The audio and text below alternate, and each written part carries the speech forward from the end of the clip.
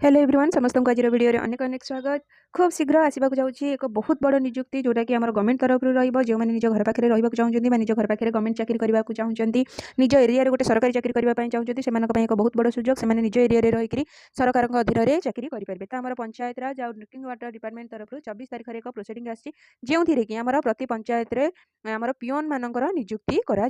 ताहले आम पाखापाखि ओडिशा रे आम 30 टी जिला रही है 30 टी जिले में 314 टी आम ब्लॉक रही। तो से 14 टी ब्लॉक भितर आम पाखापाखि 6000 रु ऊर्ध्व रही ग्राम पंचायत। तो से ग्राम पंचायत गुड़िक कौन कर पिओन मानू निजुक्ति आमको आगामी दिन में 6000 रु अधिक भैकेन्सी गोटे चाकरी आसवा चाहिए और आम निज घर पाखे रही करें। तो से रिगार्डिंग एक प्रोसीडिंग आम कौन कर गवर्नमेंट ऑफ ओडिशा तरफ आसी जाए ये देखिपे कि प्रोसीडिंग आम कौन हो 24 तारीख में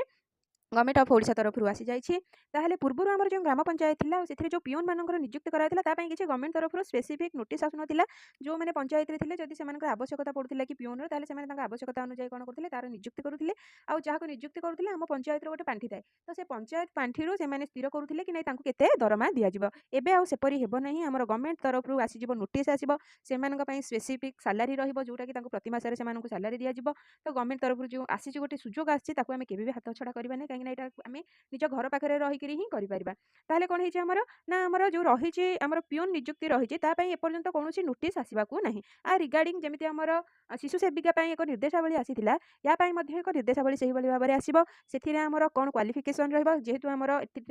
स्पेसिफिक से मेंशन कर देइचंती कि 13,660 टंका सालारी भाव में देवे आठू अधिक भी हो पारे आठू कम हो पारे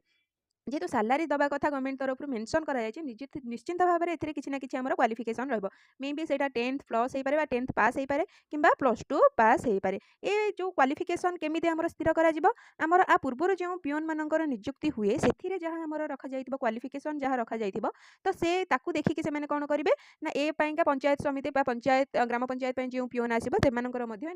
सेतिकी रखिबे क्वालिफिकेशन सेतिकी रखिबे ताले हमको काम कोठी करबाको पड़िबो। तो ग्राम पंचायत रे करबा माने हमको निश्चित भाबे आमर पोस्टेड आम पोस्टिंग पाइबा आम ग्राम पंचायत आम पोस्टिंग पाइबा आउ कौन आम ये जानवा कि अप्लाई के होगा जाऊँगी जो पोस्टिंग आम जो आसला जानले कि नहीं गोटे नियुक्ति बाहर तार अप्लाई डेट के आरंभ होगा जाऊँगी। तो सेमती एपर्यंत किसी नोटिस आसीनी किंतु निश्चिंत भाव में 6000 प्लस आमर आसो भैकेन्सी आसो आ बहुत शीघ्र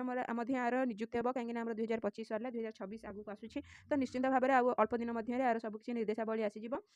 एवं को मैंने अप्लाई करेंगे केवल महिला करेंगे कि पुरुष करेंगे। तो एज लिमिट सबू किसी आसीज तो से भिडियोटी को देखु था मो चैनल को सब्सक्राइब करूँ लाइक करूँ आगो को यही भाव में अनेक गुड़िए आसीज नोटिस आपंकर आसो। तो से नोटिस विषय में जानवाई मो भिडियो सहित जोड़ी होगी था भिडियोटी संपूर्ण भाव में देखा समस्त को अनेक अनेक धन्यवाद।